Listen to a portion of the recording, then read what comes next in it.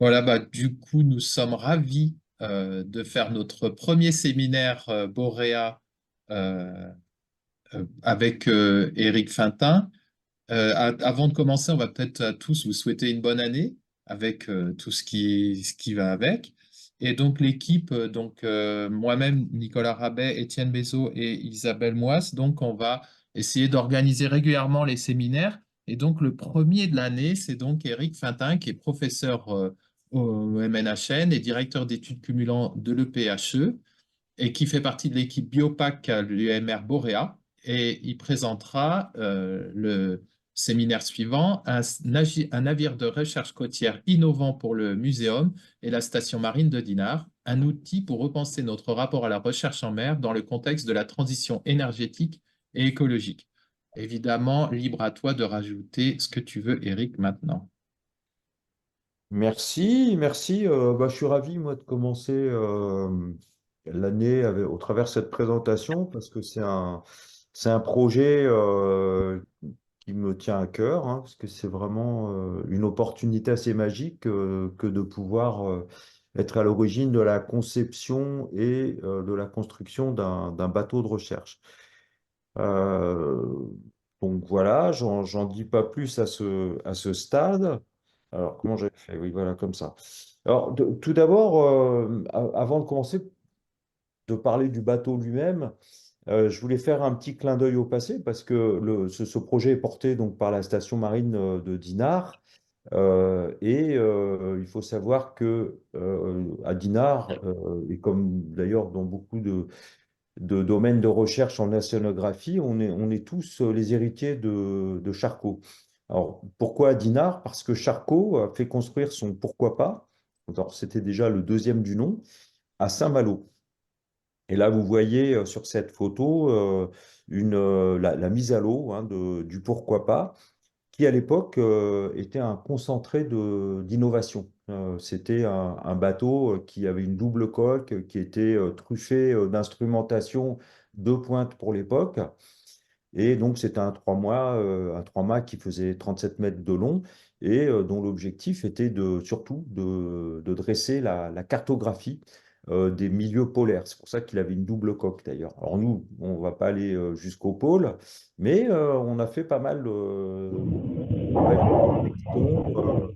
On a produit une réflexion assez poussée pour que ce soit aussi un navire assez innovant et on va voir pourquoi de suite.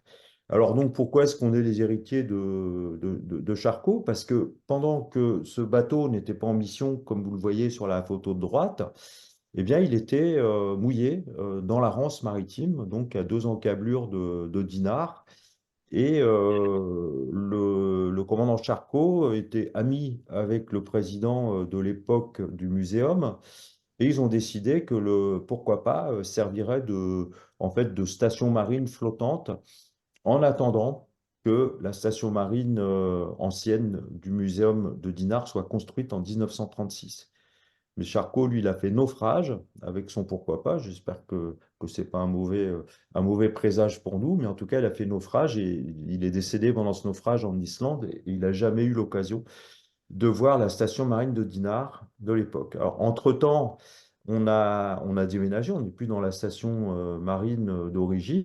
Charcot, je ne sais pas où ça s'est arrêté, mais je disais qu'à l'époque, son navire était un concentré d'innovation, puisqu'il avait une double coque. Et cette double coque servait notamment à naviguer dans les eaux polaires, l'hémisphère sud et nord. Et puis également, il avait toute une série d'instrumentations tout à fait performantes pour l'époque, même innovantes, quoi. Nous, d'une manière plus modeste, parce qu'on n'ira pas sur l'épaule, on a à cœur d'être aussi dans l'innovation. Et pourquoi est-ce que je dis qu'on est les héritiers de Charcot? Bah, c'est parce que sans lui, aujourd'hui, il n'y aurait pas de station marine de Dinard, puisque son navire servait de base arrière, servait même de station marine dans les années 30, époque à laquelle Dinard n'avait plus de station marine, enfin le muséum n'avait plus de station marine, puisque Concarneau n'était pas encore au muséum à l'époque. Et en plus, on était en quelque sorte en train de migrer entre Tatillou en Normandie et ce qui allait devenir la station marine de Dinard. Donc c'est Charcot qui a été à l'origine de cette construction de la station marine, qui travaille sur la résilience de la biodiversité des écosystèmes marins et aquatiques face au changement global, dans lequel on fait beaucoup d'observations avec plus de 300 sorties par an, avec 3 navires, également de sorties sur le terrain, non seulement autour du golfe normand-breton où nous sommes implantés, mais également un petit peu plus loin à certaines occasions. On fait de l'expérimentation biocontrôlée avec des mésocosmes, hein, mais on fait aussi de l'expérimentation en milieu naturel, notamment pour ce qui concerne la télémétrie. Et puis par ailleurs, bon, on fait un certain nombre d'analyses, de la cartographie, de l'autodrométrie, de l'imagerie. On est un peu équipé aussi pour faire certaines analyses chimiques et puis de l'ADN environnemental. Voilà, donc tout ça au service de la recherche, de l'observation, de l'appui aux politiques publiques, de l'enseignement et puis de la transmission au public au travers des conférences, mais également en matière de sciences participatives. Donc un bateau pour notre station, c'est vraiment le fer de lance. Et il se trouve qu'aujourd'hui, eh bien, l'objectif de notre projet, c'est de remplacer le Louis Fage. Alors, le Louis Fage, c'est ce bateau, c'est un chalutier scientifique hein, qui fait 11 mètres de long, qui a été armé en 87, qui est donc vieillissant et qui est plus tout à fait adapté à nos besoins actuels.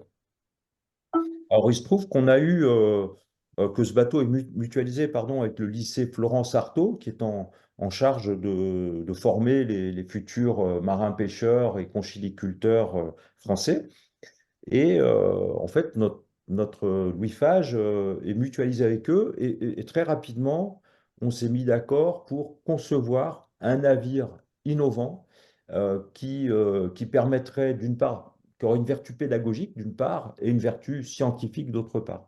Pédagogique, pourquoi? Ben, parce qu'on est dans un monde qui change actuellement et on est en pleine réflexion sur la transition énergétique et écologique. Donc, comment faire de la recherche, comment former les professionnels de la mer à une navigation qui soit plus sobre et plus respectueuse finalement de l'environnement.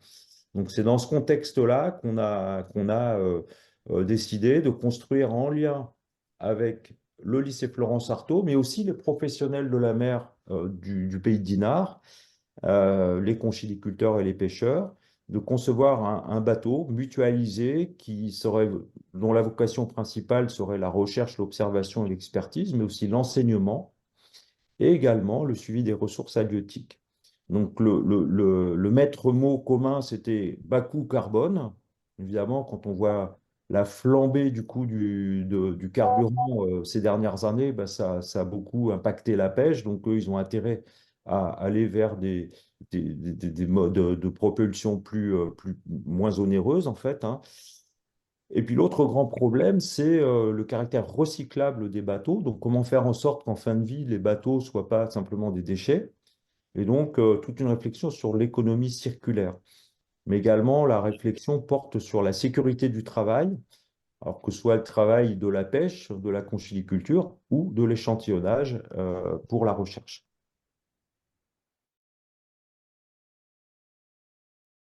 Concevoir ce bateau. Donc là, je vous présente un plan, mais je ne m'attarde pas dessus pour le moment parce que je le détaillerai plus.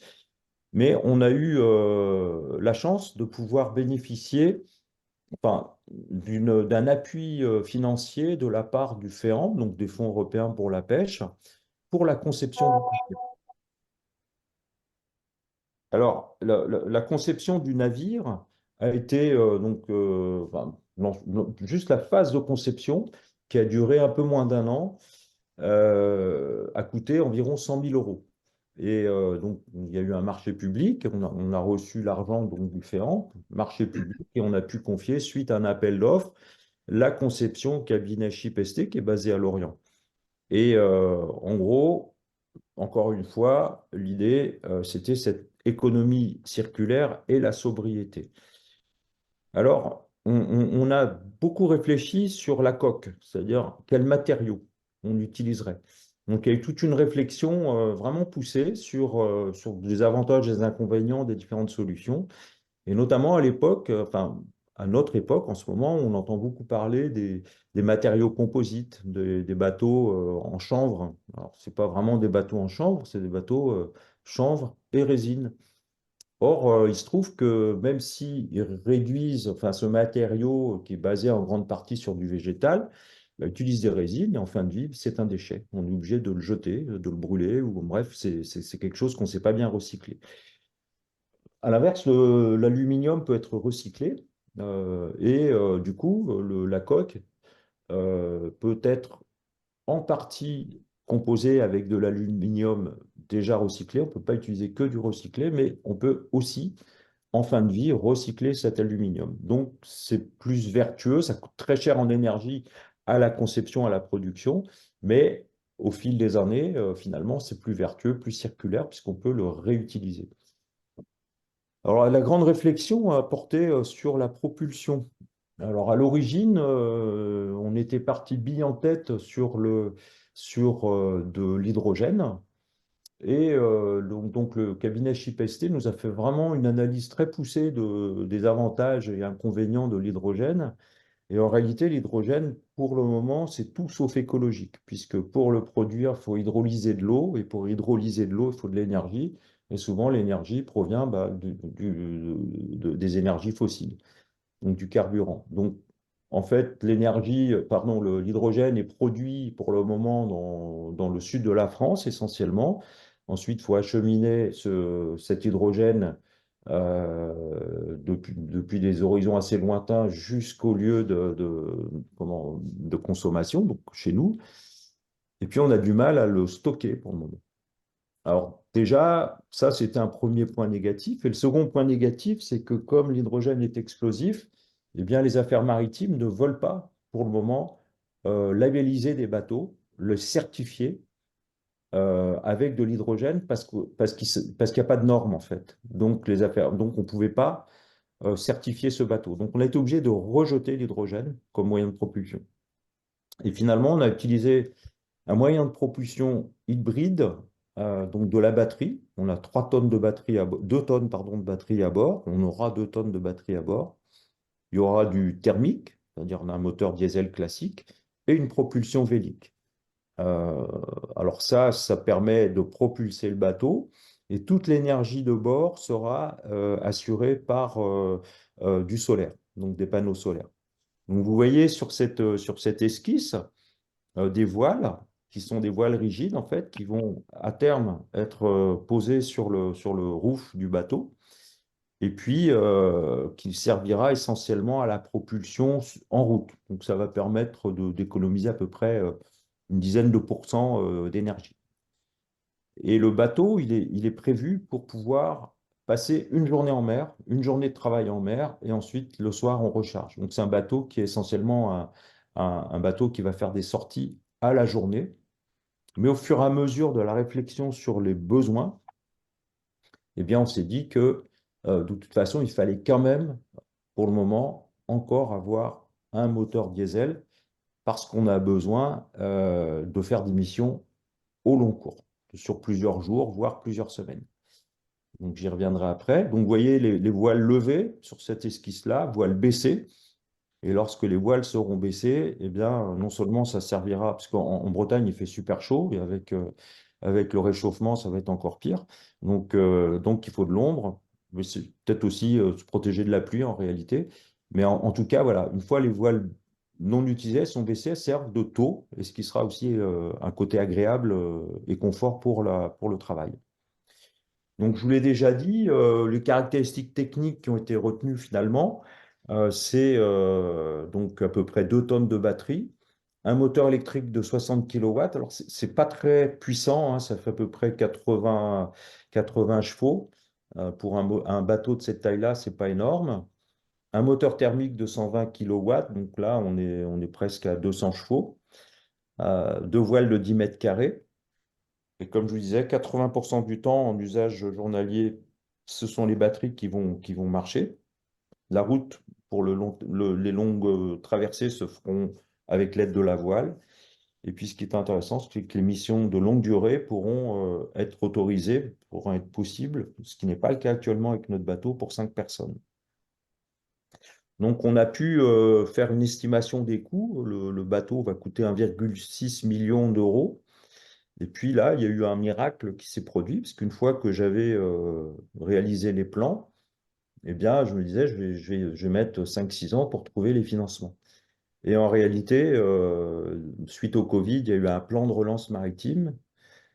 Les collègues du lycée maritime m'ont dit, ben, peut-être qu'il faudrait déposer un dossier. En une demi-journée, j'ai monté le dossier. En une demi-journée, on l'a mis au point sur le plan administratif et on a obtenu 1,6 million d'euros par le plan de relance maritime. C'est complètement exceptionnel. Du coup, appel d'offres de nouveau et la réalisation est en cours au chantier Gléenne de Douarnenez. Alors, la livraison est prévue au printemps 2024 et on a une place au port de Saint-Malo avec un approvisionnement électrique qui est prévu.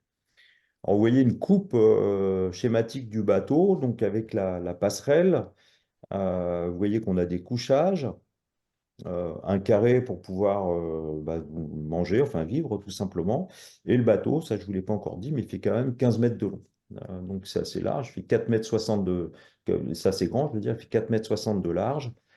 Et donc on va avoir un outil de travail qui va nous permettre de faire un certain nombre de missions. Donc voilà le plan de masse. Et ce qu'on peut voir aussi, c'est qu'à l'arrière, on a un portique oscillant, ce qui va nous faciliter grandement les opérations d'échantillonnage. On a un mât de charge aussi qui va nous permettre d'avoir comment dirais-je, des chaluts, enfin pour le mât de charge, c'est plutôt les bennes, enfin bref, travailler sur le bentos, etc. Enfin, vraiment un outil de travail assez fantastique. Donc là, de nouveau, des plans de conception. Donc, comme je vous le disais, la conception, 95 000 euros. La construction, 1,640 000. Et puis le muséum a quand même mis 70 000 euros au travers les demandes de financement pour les grands équipements, enfin les équipements mi-lourds de l'ADG des rêves. Voilà, donc ça je vous l'ai déjà dit, parce que j'étais trop bavard au départ, mais ce qui est important, c'est que pour le moment, on est en train de rechercher les financements pour la voile, parce qu'elle a été conçue, mais on n'avait pas le financement pour celle-ci. Et bonne nouvelle, on a normalement sécurisé le financement, donc on aura une voile rigide aussi. Alors voilà quelques images. Donc, c'est une construction extrêmement rapide, puisque le 1er mars 2023, voilà, on a le BER là qui est là, donc il n'y a rien pour le moment. Le 15 mai, vous voyez que la structure commence à se mettre en place. Le 10 novembre, ben, on voit que l'ensemble du bateau, on commence à vraiment voir à quoi il ressemble. Et puis, ce qui est intéressant, c'est qu'on va avoir un local humide, donc ce qui nous permettra de travailler à bord tranquillement. Une passerelle assez spacieuse, confortable. On pourra aussi faire un certain nombre d'analyses lors de notre route. Puis là, vous voyez le portique oscillant qui est en place. Donc voilà où on en est fin décembre 2023. Ça a un petit peu avancé depuis. Vraiment, ils travaillent sans arrêt. Et la question qu'on se pose, c'est comment est-ce que le navire va transformer notre rapport à la recherche? Alors, ça, c'est vraiment une réflexion centrale dans ce projet. Ce qu'on souhaite, c'est pouvoir réaliser des campagnes en mer sur plusieurs jours en lien avec des grands enjeux de la transition écologique et énergétique. Donc, notamment, par exemple, en lien avec l'éolien offshore, on est très sollicité pour faire des inventaires de la biodiversité, du poisson et du benthos, des cartographies des habitats benthiques et puis des levées en océanographie physique, notamment thermique et en termes de courants marins. Donc, on a des équipements qui nous permettent de pointe, qui nous permettent de réaliser ces travaux, notamment en éco-sondage, avec des sondeurs multifaisceaux, un sonar latéral, c'est des équipements qui coûtent quand même 300 000 euros. Des ADCP, c'est des Dopplers qui nous permettent de lever en routine, lorsqu'on est en route, les courants marins sur toute la tranche d'eau. Et puis des thermosalinomètres qui permettent de faire des levées thermiques et de salinité sur toute la colonne d'eau lorsqu'on est en route. Donc, on va être le seul navire qui possède ce type d'équipement en France. Alors, qu'est-ce qu'on peut faire, par exemple? Alors là, je vous montre une carte LIDAR de la région. Donc, vous reconnaissez ici la baie du Mont-Saint-Michel. Dinard est ici, enfin, notre station marine est là. Et le lidar a permis de faire, c'est un lidar topobathymétrique avec un rayon laser qui traverse la colonne d'eau. Et vous voyez qu'avec les collègues de l'EPHE d'Inard et le CHOM, on a pu faire une cartographie assez précise de l'ensemble des fonds marins de la côte, puisque le rayon pénètre jusqu'à 20 mètres à peu près, sauf quand il y a de la turbidité. Or, la baie du Mont-Saint-Michel est turbide, donc là, vous voyez, tout ce qui est blanc, c'est là où on n'a pas pu faire de lidar. Donc là, les lidars, c'est un avion représenté ici, donc nous, on n'a rien à voir là-dedans, sauf à l'analyse des données. Mais par contre, dans les zones blanches ici, que je vous ai représentées, eh bien, là, on va utiliser notre matériel, donc d'éco-sondage, pour faire des levées en éco-sondage cette fois-ci.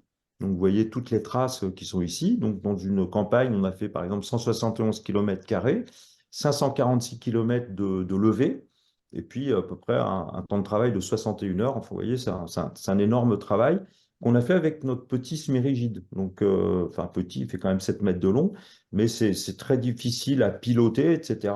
C'est lourd. Bon. Donc là, avec le bateau, on aura ce type d'analyse qui sera rendu possible. Et du coup, ce que ça nous a permis de faire, c'est pratiquement sans aucun prélèvement. Donc, on n'a pas prélevé pratiquement quoi que ce soit à la benne, sauf à la benne. Donc, on n'a pas fait de prélèvement létaux du fond, puisque les images acoustiques obtenues permettent d'interpréter. Et ce qu'on a pu faire, c'est de montrer montrer la masse de crépidules vivantes et mortes qui ont pu être estimées à 123 000 tonnes pour les crépidules vivantes et plus d'un million de tonnes pour les crépidules mortes, c'est-à-dire les coquilles. Et ça nous a permis de montrer que les crépidules, espèces invasives, avaient plutôt régressé sur les 20 dernières années. Et cette cartographie est très utile pour les conchiliculteurs, et puis même pour comprendre le lien entre espèces, on va dire, invasives et fonctionnement d'un écosystème côtier. Et ça, avec un prélèvement vraiment réduit par rapport à ce qu'on aurait dû faire si on avait utilisé des corroyages au prélèvement à la benne. Un autre type comment dirais-je, de levée, on a travaillé sur les roches d'Ouvre ici, avec des navires qu'on a affrétés. On n'a pas pu utiliser notre navire parce que, il est pas équipé pour aller aussi loin vers le large. Donc pareil, on a fait du lidar, donc on a pu faire un levé complet sur 40 km² du plateau des Roches d'Ouvre, qui est un site qui est identifié comme devant intégrer le réseau Natura 2000 en mer à terme. Et l'OFB nous a demandé de faire la cartographie précise des habitats marins. Donc vous voyez ici, tout ce qui est en clair, c'est le levé lidar, et tout ce qui est en grisé, bah, c'est le corroyage qu'on a réalisé. On a pu donc faire une carte bathymétrique, qui est une carte synthétique du lever lidar et des levées acoustiques. Et ensuite, en envoyant des moyens de photographie des fonds marins, on a pu faire le lien entre la typologie des habitats, donc des biotopes, et la typologie des biocénoses. Et ça nous a permis de produire une carte sur 40 km² des habitats marins avec une résolution de 3 mètres sur 3 mètres environ. Donc c'est vraiment quelque chose de très précis qu'on a pu faire et qu'on souhaite faire dans l'avenir en routine avec notre navire. Un dernier petit exemple, toujours avec les méthodes de sondage, eh bien, enfin d'éco-sondage. Vous voyez ici, on a fait des radiales autour de Brest. Et chaque radial nous permet, en éco-sondage, nous permet de caractériser les fonds marins, pardon, les communautés de poissons qui sont présentes dans la colonne d'eau. Et là, ça se fait actuellement dans le cadre de la thèse d'Anne Mouget, qui va se soutenir dans un mois ou deux, là, enfin, qui va soutenir début mars. Et elle a pu, sans faire un seul prélèvement, caractériser les communautés de poissons et leur relation entre communautés de poissons et environnement à ces échelles vastes-là, sans tuer un seul poisson. Donc on est en train de développer, et c'est ça que transforme notre navire, on est en train de développer une approche du milieu marin qui soit pas destructrice, à la fois pour caractériser les fonds et à la fois pour caractériser les communautés de poissons pélagiques. Alors le deuxième mode, la deuxième manière de transformer notre rapport à la recherche, c'est que la technologie ne fait pas tout. Il ne faut pas croire qu'on va réduire complètement notre empreinte sur le milieu marin simplement avec la technologie, avec une motorisation sobre. Donc il faut accepter la lenteur. Il faut même composer avec la lenteur. C'est-à-dire qu'on va plus naviguer à 25 nœuds, on va naviguer maximum à 6 nœuds, et plutôt à 4 ou 5 nœuds. Donc là où autrefois on mettait 1 heure pour aller, pardon, 25 minutes pour aller sur un site au large, aujourd'hui on va mettre 1 heure, 1 heure et demie. Et pendant cette heure et demie, on ne va pas se bronzer, ben on va travailler. Et c'est pour ça que le bateau va être truffé d'instruments. C'est-à-dire que quand on sera en route, ben on travaille. On fait des prélèvements, des fonds marins, de la colonne, de la température de l'eau. Enfin bref, tout ça, c'est à réfléchir, de l'ADN environnemental. Tout ça, c'est à mettre en place progressivement. Mais on ne peut plus travailler comme avant en se disant, je vais au point qui est B, qui est à tant de kilomètres au large, en un minimum de temps. Non, maintenant, il faudra vraiment complètement revoir, réformer notre manière de travailler. Et ça, c'est quelque chose qui ne concerne pas que la recherche côtière, ça concerne aussi la recherche hauturière. Donc, l'IFREMER est actuellement en train de conduire une réflexion du même type parce qu'on ne peut pas continuer à courir les océans sans se poser la question de la manière dont on doit, nous aussi, composer enfin, travailler sur la transition énergétique. Et donc, pour pouvoir faire cela, ben, il faut qu'on réfléchisse à la manière de travailler. Donc, on a quelques thèses sur le sujet actuellement.